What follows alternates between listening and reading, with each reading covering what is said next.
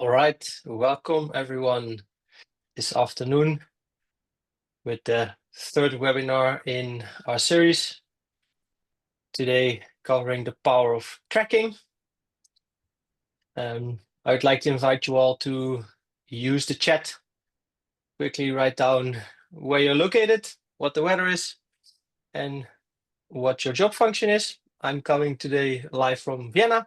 It's very hot here. We have 34 degrees, but sunny, so summer is here. And I have here with me today Thomas. Yeah, hello everyone. Thanks for joining us today. Hope we can deliver an interesting session today. My name's Thomas, and I'm working with product innovation. So looking at a lot at how I track product, and for example, stay ahead of the curve and deliver on your needs and your future needs as well. And yeah, we're gonna get into it. Luke, do you want to say anything more on yourself, or? Yeah, I'll be your industry expert today. I'm working in the space of delivery management for about 6, almost 7 years now. Different platforms, but with nShift now for about 3 years. I'm responsible for new business in the German-speaking countries. So I hope today to bring you some cool insights and have a nice conversation together with Thomas. And yeah, please also use the Q&A function in Zoom. If you have any questions for us, don't hesitate to drop them in the Q&A side of Zoom, and then we will cover your questions later down the line. Yeah, and incidentally, thank you. We already got some questions sent to us, so that was really useful. Yeah, Luke, do you want to talk us through a little bit what we're going to be going into today? Yeah, so today there will be 3 main topics that we'll be covering. So, of course, the benefits of full visibility with deliveries, tools to enhance shipment tracking, and techniques to boost your customer trust through clear communication.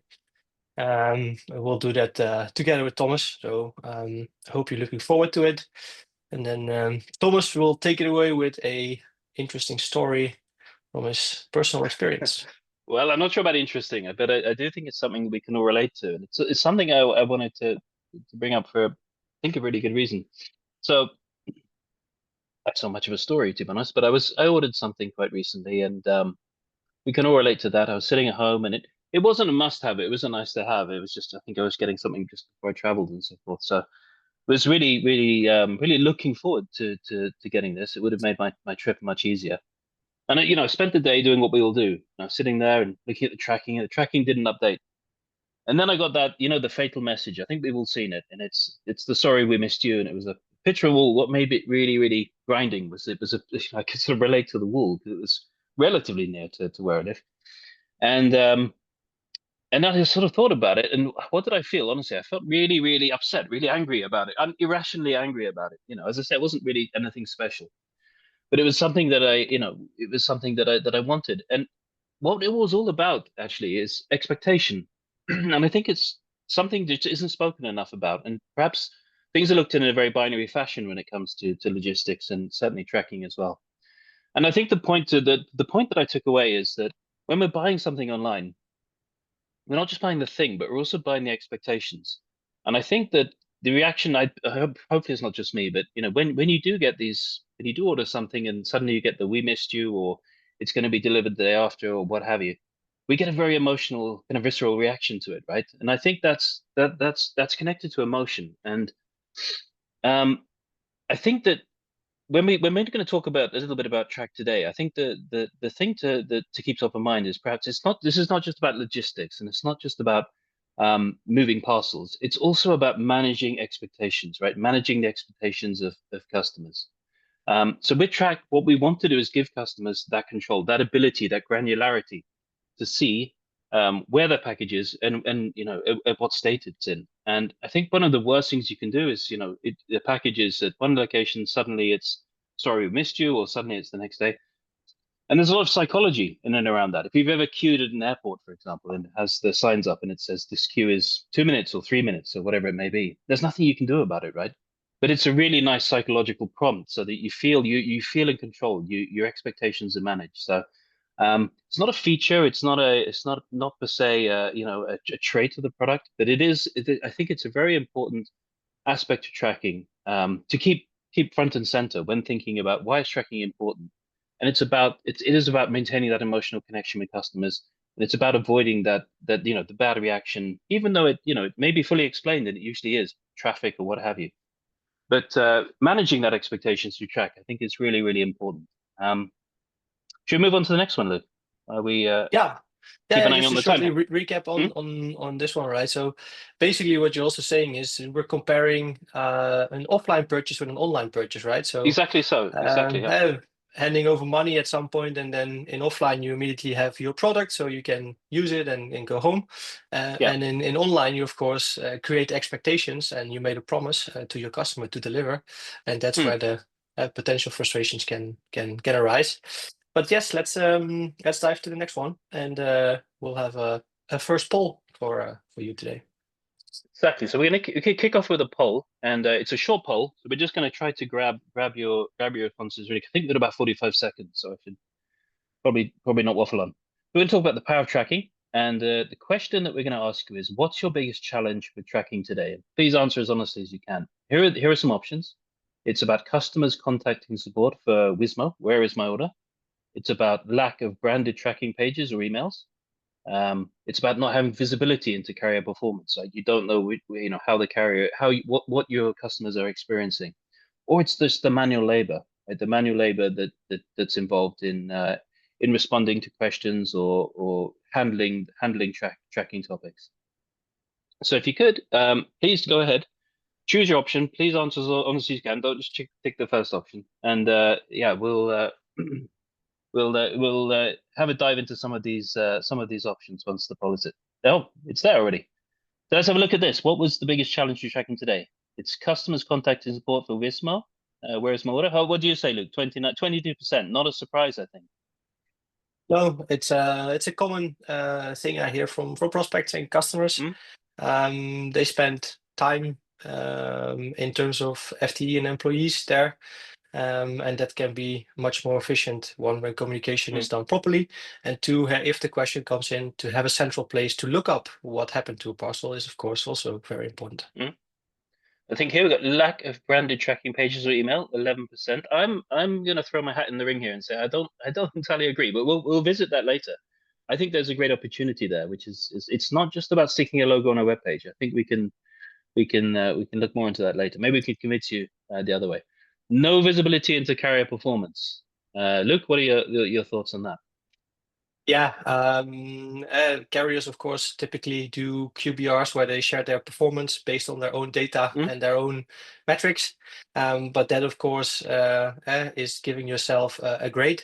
And with the data you can obtain through us, you can centralize, of course, status updates. And based on that, you can create your own performance report and have that go side Mm. by side with the report that a carrier shares. Mm. And then you can have either a good conversation or a bit more challenging, but either way, It's a it very, will very give you political insights. answer there. Very political, a bit Yes. more challenging. Yeah. So finally, we got manual processes slowing down operations. Again, yeah, it is where I think it was going to be actually. Any thoughts, final thoughts on that, Luke, before we move on? No, let's move on, and then Move on. But we'll thank you process. all, and Yeah. we've got another poll coming up. So please, I don't know, keep your finger hanging over the button or so. So we'll get asked again later. Thanks for that. Now we're going to talk a little bit about track, and it's not going to be a sales pitch, but I do want to just take a moment to reflect on how does track and tracking fit into the nShift platform, the nShift ecosystem. So essentially, you can think of it as having four components, right? We have the first component is checkout, and that's when a user or a customer is typically obviously going through the checkout experience. They've added their items to the cart and so forth, and then they come to the section which is this is not a topic for today, and we do have a webinar. I think it was on Monday on that, so strongly recommend to go back and have a look at some of these because there's some great topic in it. Checkouts when they obviously choose the carrier, super, super important. You've done all the hard work, right, of having the right product mix, doing the ads and so forth, getting the customer there, and you don't want to drop the ball on checkout. Deliver, that's about the different components that we think of, different delivery management components. So it's more of a multifaceted area in terms of talking to different systems and what have you, printing of labels, etc. And for us, it's about having the right tool for the job there, right? So we have a number of components within that to essentially allow us to interact and be interoperable with multiple different systems. Jumping over to returns, and we have a session coming up tomorrow on that. So please do don't miss that. Returns is it's about thinking of both about smooth returns, because I don't want to delve too much, but when it comes to returns, one of the ways we think about it is you might lose the sale, but you win the customer, right? By having a great returns experience. And then reflecting back, track is what we're thinking about today or talking about today. And the point to take away, I think, from this is that we see these as interconnections. These are modules. So by having deliver, for example, you can easily plug in track, you can easily plug in returns. So like big Lego, right? Componentized systems, so that they all fit together. And underlying this, we have a data fabric, as we like to think about it. That's how the data is just flowing seamlessly between all four of these components. And moreover, I think the big takeaway is it's really, really quick and easy to get set up and running the track and in various different flavors and forms. We'll talk a little bit about that in a minute, I think. Should we step ahead, Luke? Yes, let's go.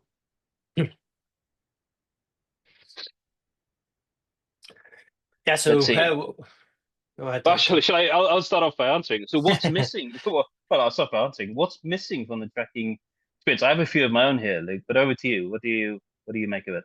Yeah, so there's of course, we had the poll, right? So we had a good insight of what our audience Mm, today is facing, but we of course see other reasons, right? So still in often cases, or in a lot of cases, tracking is used that is supplied from the carrier, meaning you go out of the branded experience and you're redirected to a carrier page. This does of course give you the information, but you're missing touch points, right? So a tracking email is one of the most often opened emails, because people have these expectations. mm, And if you give those touch points basically away to the carrier, then you miss out on interacting with your customer in several ways, of course. This touches also up on the second point, so not mm, being branded, right? So they bought something with your brand, and then you hand them over to a different brand, which is doing a delivery on your behalf. Again, missing the touch points. We already touched upon it in the poll as well. So poor visibility. Um, in some cases, or some conversations I've had, there's also multiple sources where tracking information has to come from, because certain things go over a platform, other things they have to come directly from the carrier. There's not really a central place where this data arrives or becomes visible, and then it's of course hard to create an overview and look at that performance.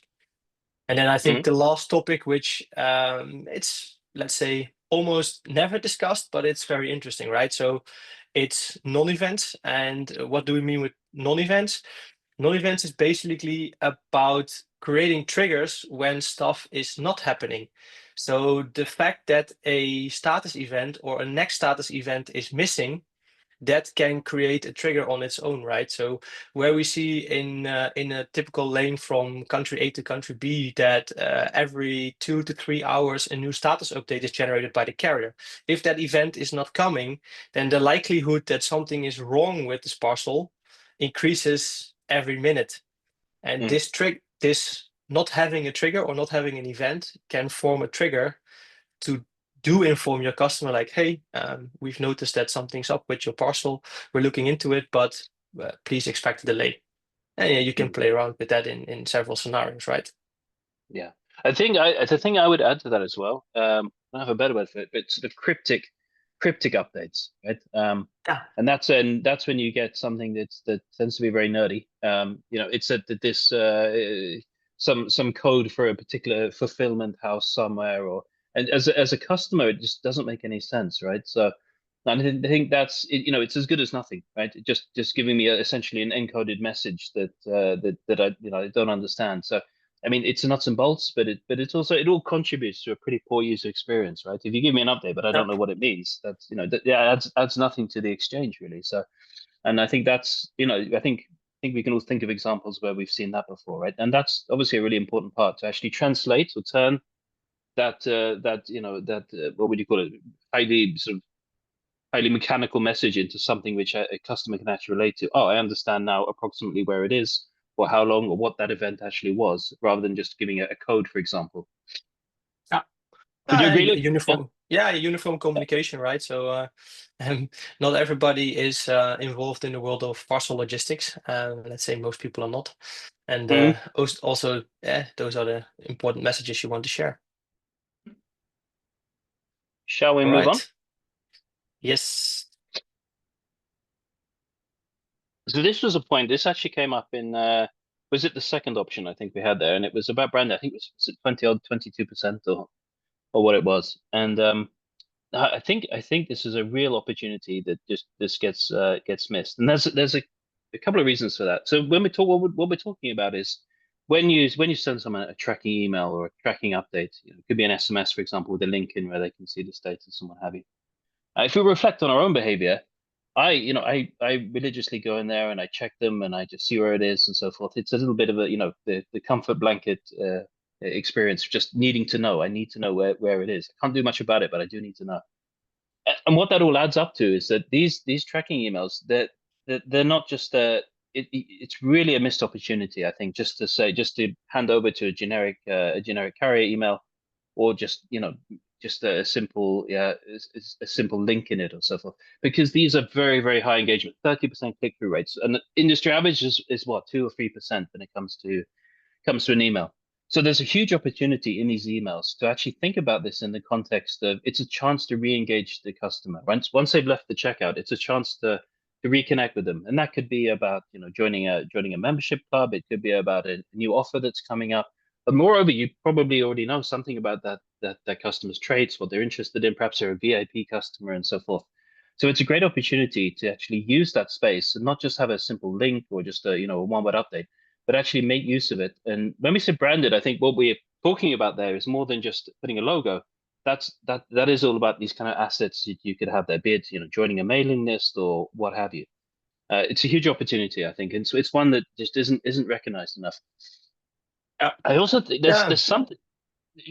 Shall I, you wanted to comment on that, Luke, or shall I keep going? Yeah, so another thing, it doesn't always have to be about converting extra or having them sign up for stuff, right? But it's also a No, moment for feedback, right? So typically feedback is asked at the end of really good everything, point. right? Yeah. But maybe something Mm. is not going up to their expectations, and in a tracking email, they also have the opportunity. There's a feedback feature, so that you can, if it's good, great. But if it's a 1-star ranking, then you might as well take action and see if you can do something for this customer to keep them happy. Absolutely, yeah, very good point. So that's a really good use case of it. Another part of this, which I think is if you're kind of going down the nuggets of gold, I think this is a big one, which isn't thought about too much. Typically, when you subscribe online to something, you get an email, and I'm certainly guilty of. I tend not to open those emails, and I tend to let them pass me by in the inbox stream and so forth. But a tracking email is an email that you really want. It's an email that clearly, as above, you really want to open, and there's again a great opportunity there to the term is warming up an inbox. So that means that if you say just send an email to someone's, let's say Gmail, for example, and you don't open it, that is viewed as a sort of negative signal, as this user is not interested in this email. So you might get shuffled into spam, or you might get shuffled into the promotion tab, or what have you. But by opening that mail, because it's an email they really want, what you're actually doing is sending the signal to the mailbox provider that this company, this interaction, this is something that the user is interested in. And by doing so, you can actually raise the water level of your future communications as well. So, it's a great way of obviously not just informing about tracking, and as Luke mentioned, gathering the feedback or talking about products, but it's a great way of thinking about your future engagement with the customer, be it a sale or be it some news or perhaps an enhancement to a product they bought, what have you. It's a great way to warm up an inbox, and it's often not spoken about, and I think that's a real win. And I've seen a lot of marketing teams when they're doing this, the results of that are pretty much immediate. So when they then follow up with a newsletter, perhaps a week later, the open rates climb as well. So really important. Luke, do you have any thoughts on that as well? No, let's keep Move on. moving. Yes. Um, Yeah. So what do we see here is a quick overview of an example is our demo shop. So here you can see a tracking page, a tracking email in both mobile and of course PC format. And you can see it's a simple overview, and it's branded. And there's some content, right? So there's static and moving content. There's a feedback option. And of course, not to be underestimated, we always do include the link towards the carrier tracking page. So if a customer does feel more comfortable to find information there, or has alternate requests such as change the drop-off spot, instead of at home, I would like to go to parcel shop, stuff like that. That's still possible then. Mm. But as you can see, the carrier branding is also there, but it's limited. So it's about your brand, and have the customer emerge or staying immersed in the brand that they decided to shop with and put their trust in. Mm. I think a lot of this is all adding up to brand continuity, right? In the Yeah, sense that when sometimes you unsubscribe from a mail and you end up at some very generic page, which is just, not touched at all and so forth. I think this all hard to put a number on, but it's certainly a sense, I think, of brand continuity and caring after the fact, right? Continuing that experience from yeah, doing all of the hard work and so on in the checkout to actually continuing that all the way to the potentially the box opening, right? So I think brand continuity, I think this all leads up to. yep, indeed. So being conscious of time, let's keep it Hmm. moving. Um, um, be proactive with event-based actions. That means that this data, these status events that carriers are generating, they are important, right? So they are used to trigger certain workflows or certain scenarios. So if a certain event comes in, it can trigger a scenario to take care of the customer, put in a phone call, or maybe send them a gift card or send them a voucher. And Thomas, do you want to tag in on that story? Yeah, I think we do have a recent example actually, which I think was quite interesting. It was a particular occasion where it was a retailer that was having troubles with being in one of the large marketplaces, and Ah, the yeah, of course. Yeah, particular issue that was affecting them was they were getting if you get a certain number of bad reviews, action is taken, right? So you don't want to have, of course, you don't want to have too many bad reviews, but in this case, really, really, fatal to have too many bad reviews. And I think that I mean, it goes without saying, a bad review is it's with you for a long time, isn't it? And you have to work very hard to then go ahead and undo that. So I think that there's something in this about saying that being able to create rules where, for example, if a package is going to be late, unavoidably late for, let's say, a day or 2 days or whatever it may be, or it's been in a non-event, it's been in the same place for too long. I think that's an opportunity to then reach out to a customer and say sorry, and it could be a gift card or a gift code, whatever it may be. But I think that's actually a very practical and hands-on way of mitigating against a bad review, because I think we can all accept, if something is delayed, that hey, we're sorry, and whatever the action may be. But yeah. just letting it hang there, that's typically leading to a bad review, which is not good at all in any context, is it? No, I agree. And then there's a little bit more to event-based actions, but that's for a few Mm, slides later down the line. mm, Good. Um, yeah, so empower your teams. What conversation do I often have? That's the struggle for IT resources, right? So yes, implementations take some time, but often when the product is implemented and changes are needed, what I still see is that IT resources are needed to process those changes, mm. or to create a template or to adjust something. It can be very simple, right? So what is to us very important is that there's a one-time integration effort, but after that, templates can be integrated and created on the fly and by anybody, right? So I know how to send emails, I know how to create a PowerPoint, but that's about it for my technical skills. But I can make tracking pages like this. It's a drag and drop, select colors, you can play Yeah, around with it. And in matter of minutes, you yeah, can have one up and running and test it, yeah. right? So A/B testing is also easily available Mm. for a select group of your customers or purchases. I just say very quickly on that, it's also that opens the door to, for example, if you're doing a Black Friday campaign or whatever it may, being able to jump in, quickly theme it to an event that's going on at the moment, and then Yeah, put it back. Great opportunity there. We step forward. yeah. Good. And then we come to the data part.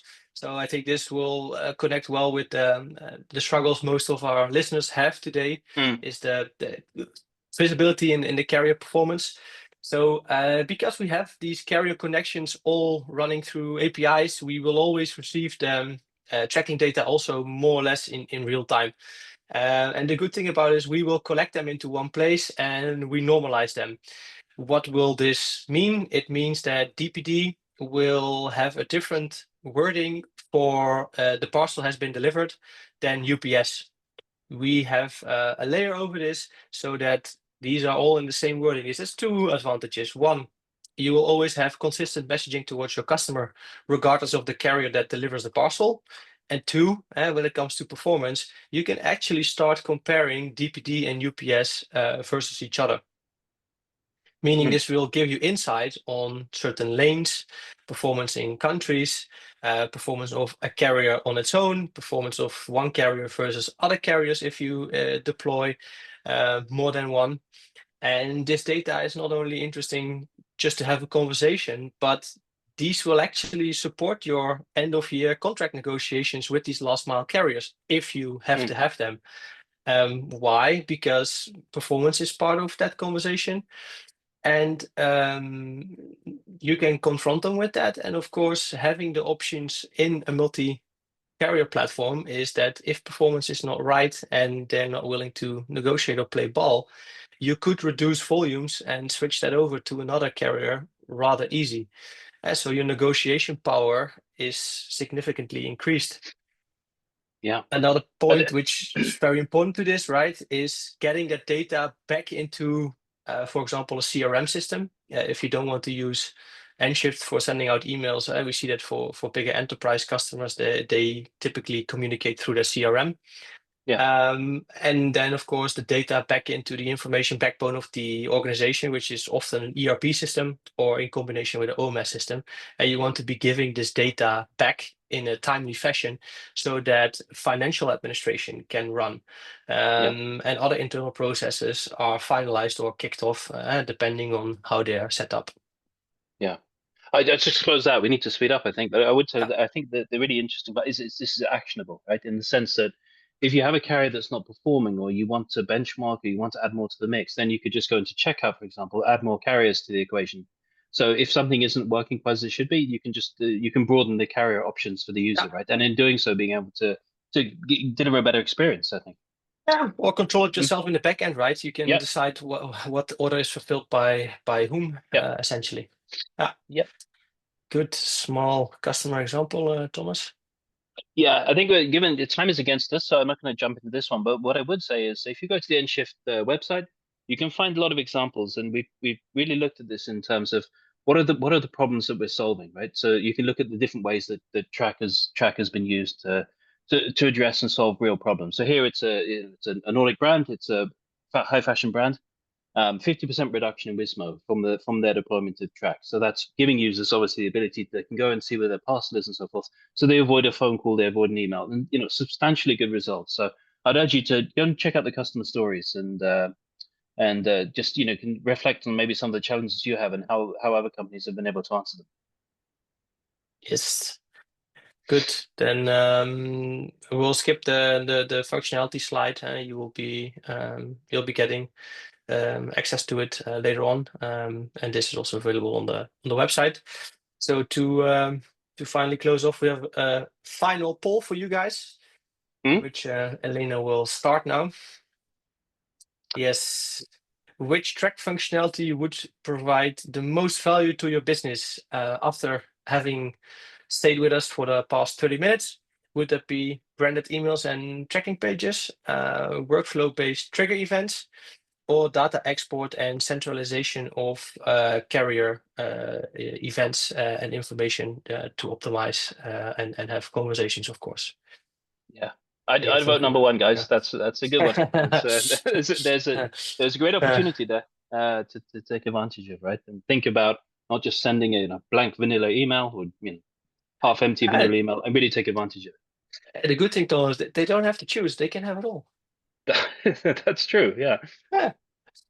that's going to make it harder to decode, isn't it? everyone clicks all three. That's true. Let's see. Here we go. Ah, Oh, good. we have a tie. We have a tie. See, They see. took the advice, Luke. Yeah. No, good.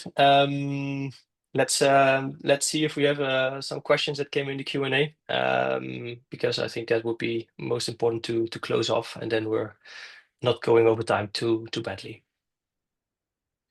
Oh, well, wait. Well, give a second or two for them, but we can cherry pick some of the questions we were sent directly. Shall I kick off with one, Luke? Here.